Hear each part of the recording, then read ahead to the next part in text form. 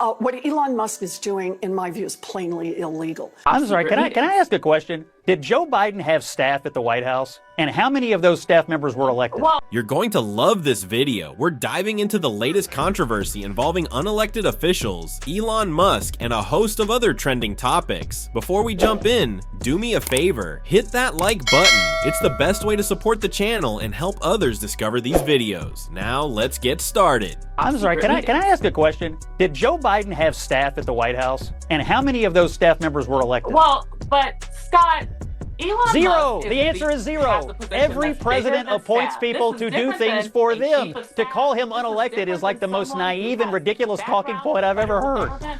Scott, I can't believe you would believe something like this, because if this was Joe Biden allowing for a billionaire, allowing people who weren't elected to run the country for the last 4 years, yeah, I would believe that actually. Feel free to share your thoughts in the comments below.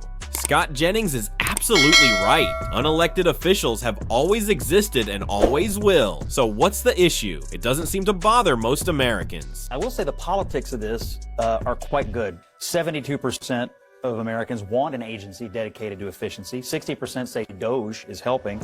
69% support cutting $1 trillion from the federal budget, and 70% believe there is waste, fraud, and inefficiency in the government. So this is an issue that people know is a problem, and they, I think, are giving Trump some political leash to go out and solve it. The reason why I wanted to do this interview is to explain one thing to your viewers.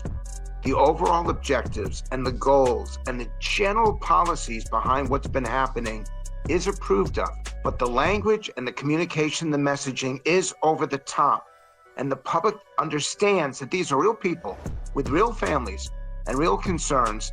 They're not seeking chaos, they're seeking an orderly change of the way things are. The Democrats are wrong by talking about resistance, because the public doesn't want resistance. On this channel, I always give you the full picture. Feel free to share your thoughts in the comments below. There's no doubt that some Republicans support both Donald Trump and DOGE, but they're not entirely on board with the harsh approach being taken, especially the lack of concern for people losing their jobs. Let me know in the comments if you're noticing Republicans who feel the same way. You understand the scale of the threat, and you have ideas about how to interrupt what feels like something that we have not experienced since the Civil War in terms of the threat to our republic. As you can see, there's a stark contrast here. This is why the majority of Americans seem to lean toward Team Trump, even if they're not his biggest fans, because otherwise you'd have to compare all of this to the Civil War, and statistically speaking, most Americans don't see it that way. Goes in and fires people, terminates programs, causes immense harm to people who have been working for years for this country, patriotic Americans, and to the Americans who receive these services. And then he says, oh, whoops, I made a mistake. That's completely unacceptable and should be unacceptable to anyone who loves this country. And yet, Kevin, you've got a full tooth grin. Why? Because my cohort's full of crap. He has no executional mandate. He can't do anything he just said. He is just simply observing, pointing out, and letting the American people know what he's found. And if you don't like it, okay, that's all right. But he does not have the ability to do what Congress has, to execute on his recommendations. It's important to acknowledge that Elon Musk and DOGE have made mistakes. The real question is, are these mistakes so significant that we should put a stop to what he's doing, or are they just a natural part of the process? Well, they have more work to do, and one of the things I actually think they could do is, over time, collect all their results, all their findings, all the things that they've uncovered, and actually go up to Congress and work with Congress on a hearing where they could maybe make a presentation to the people's representatives. I think that would be good practice and good politics. And they might actually have to do that legally, because they can't just cut things with it. I think that would be fine. This guy is just pointing out what every American wants to know. If you're making $68,000 sitting at your kitchen, which is the average American, watching this kind of waste, you're pissed. You're really pissed. I wanted to highlight the contrast in conservative talking points. On one hand, you have Scott Jennings suggesting a more formal approach, maybe bringing DOGE into Congress for discussions and finding common ground. On the other hand, you have Kevin O, who represents a large portion of Americans who feel differently. The average American doesn't have time for all of this. They're reading the headlines and feeling frustrated. They're asking, why are my tax dollars funding things I'd never expect or agree to? Scott, is the Trump administration at risk of overstepping with these efforts? Well, I don't think they're at risk of overstepping with the American people. I think part of the election result was the American people actually asking for a sledgehammer to the federal government. I mean, trust in government was low, dissatisfaction with the government was low, dissatisfaction with the previous administration was low, and dissatisfaction was high with politicians who for years have said, I'm going to cut waste, fraud, and abuse, and never seem to do it. So I like Representative Maliotokis, but with all due respect, I don't think the voters are wanting a scalpel. I do think they're wanting larger implements like a sledgehammer or a chain. Even unofficial polls and statistics support Donald Trump and his actions. Take it from Andrew Yang, a businessman you might remember from his 2021 presidential run. He ran a poll asking, how are you feeling about the Trump administration so far? And 77% of 302,000 votes responded with, great. Let that sink in. Longer true. I think that's no longer true, Scott. Honestly, you're seeing the polling, and you're seeing how unpopular. And Donald Trump has a better than 50% approval rating. And I have you see seen the how polling. Unpopular Elon Musk is, how unpopular Doge is, and beyond that, there is a real concern about the kinds of. You know what I love about you, Lulu, is that you get to say what you want to say, and then you got to say what you think I ought to say. Why don't you just let me finish my point here? The point, Wolf, is this. The American people asked for a different direction, and what they did not ask for was a continuation of the status quo. I genuinely try not to sway your opinion in these videos. That's why I let the clips speak for themselves. But if you're denying statistical data and the fact that the majority of Americans support Donald Trump, I don't know what to tell you. Discussions like this keep popping up, especially from people like Elizabeth Warren. What Elon Musk is doing, in my view, is plainly illegal. He's trying to take the legs out from under, with the Consumer Financial Protection Bureau. Congress passes the laws. We have an agency. The agency has obligations, legal obligations that it has to meet. Under the Constitution, it is the responsibility of the administration to administer those laws. And if they fail to do that or do it inappropriately, it is the responsibility of the courts to make them do it. I'm sure you're seeing this too. Claims that this is illegal, that it must go through Congress, and that it's morally wrong. Yet despite court battle after court battle and judge after judge, the Trump administration keeps winning in the legal system. I have an idea for them. Why don't they cut the $15 billion that Musk has received in federal funding? I mean, if what would he you like cares, to cut specifically? I would. Him rescuing our astronauts, giving it's internet not about to Ukraine? no. Wait, no. He's not rescuing our. Hold on. So Elon's programs are fine, but everybody else's programs. No, she said she wants to cut him out of the government. He does a lot of important things. I'm just asking what you want to get rid of. We need a space program, I think.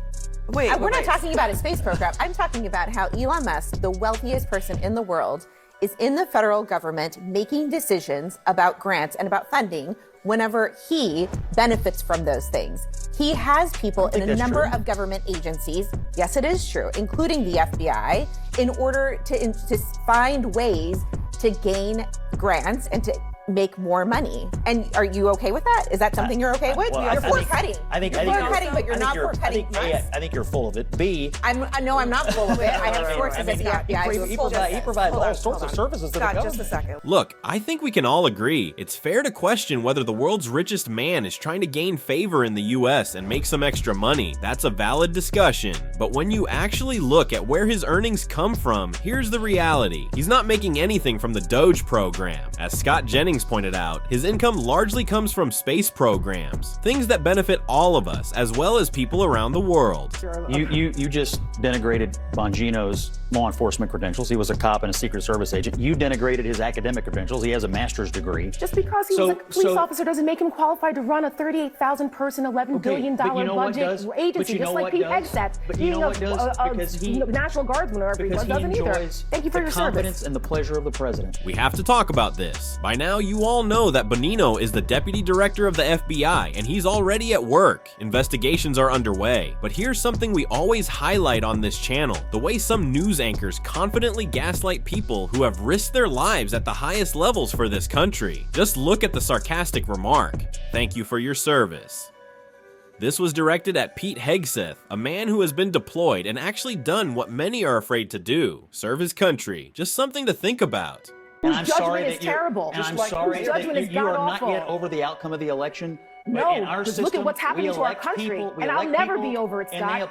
This is dismantling our democracy in front of our eyes, and you guys are okay with it. We had a city that was smaller than the amount of people that live on this block, and he was the Secretary of Transportation. You had the guy who was stealing luggage. I mean, I think anyone who's defending the Biden administration. But this is the FBI. So? Correct. Yeah, and this is someone who wasn't to a mayor in law enforcement for many years. Does Dan Bongino have the qualifications to be the second person in charge of the FBI? Yes, he has law enforcement, he has academic, and again, let me just stress this. I've mentioned this before. You stack up they his serve at the pleasure of the president. That's the political appointment. I know that is the answer to every question, is that Donald Trump wants it, so therefore it is good. For political appointments, yes. When we look at, we're talking about people who are qualified and not, and you look at his resume and compare it to Republican and Democrat nominees for that same position, is he qualified? Well, I mean, first of all, I'm not sure all the people that have been appointed in the past have covered themselves in glory. And some of them have done a terrible job and gotten in lots of... This is an interesting talking point, but honestly, it doesn't hold much weight anymore. The whole does this guy have the qualifications? Argument feels outdated. As Scott Jennings and others have pointed out, what about all the other people in various positions who have made bad decisions? Some of them were highly qualified. Does that mean they never make mistakes? Are they somehow perfect? Yes, the FBI is an incredibly important institution, and questioning an appointment, especially the second in command, is fair. But when it comes to whether someone can actually do the job, Donald Trump clearly has confidence in his pick. At the end of the day, if this appointment goes wrong, or the FBI takes a bad turn under his leadership, that responsibility falls on Trump. Yeah, I've been following Bongino for years, although we did both block each other on Twitter. It got pretty heated years ago. Look, Trump likes figures right out of central casting, and Bongino fits the bill. He became a big star on Fox News during the first Trump term. He was saying all the things Trump wanted to hear, including denigrating the FBI. You know, he's a macho figure, someone who's out there trying to pick fights and stoke fights. And that's the thing about Bongino. The incentives for television and radio and podcasting are very different than the incentives for government service. You know, Bongino was incentivized to throw punches, to channel people's rage and resentments, to stoke fears, to promote conspiracy theories, including Trump's theories about the 2020 election. He was a big pusher of the big election lies in 2020. Those were the incentives for Bongino at Fox, and then later on the radio, on podcasts, at Rumble, a right-wing video website. Those are just very different incentives. As you can see, there's a sharp contrast. Plenty of support and plenty of opposition. But one thing is clear, news anchors on TV feel incredibly confident in outright insulting this man's service to his country, as if he's never risked his life for it. It's not just criticism, it's pure disregard for his sacrifices. Yes, you can't be surgically precision. There's no way to be surgically precision in this. You have to cut more because you just don't know. There's no way to do it. Remember, we've never audited government for 100 years. Never done this before. You may not like it. Tom doesn't think that's right. Tom, what's your reaction to that? There's government's not audited. Every agency of the federal government, it helps to know some things if we're going to have this debate. Every agency of the federal government is audited by independent inspectors general. USAID was audited over 60 times last year. All right, I think this is a good place to wrap things up. If you're still watching, I truly appreciate it. I just find it ironic that this gentleman is claiming the USA has been audited over 60 times. Really? If that's the case, and all of this is still happening, imagine what else could be uncovered. Like it or not, this is the reality of our country right now. Let me know your thoughts in the comments. Thank you all so much for being here. I appreciate every single one of you. We've got a lot more work ahead, and I'm here doing this for you every single day. Hope you enjoyed the video, and I'll see you next time. And one of the first things that Donald Trump and Elon Musk did was to fire all of the inspectors general. They fired the auditors, and they put in charge this billionaire with his 50 child interns who know absolutely nothing about the federal government. And Kevin, like what you're talking about, it might work for a company that makes widgets, because we can do without the company that makes widgets for a few months while you get in there and you restructure it. You can't do that to the FAA unless people aren't going to fly in planes for the next 4 or 5 months. You can't do that to the Defense Department unless you don't want to defend this country for the next 4 or 5 months. It's ridiculous that we're even having this argument, and I'm someone who believes there is waste in government and there are ways to get at it, but not by firing everybody first, shutting things down while you investigate. Do the investigation, work with Congress, work with these employees, do it right. It's been done before.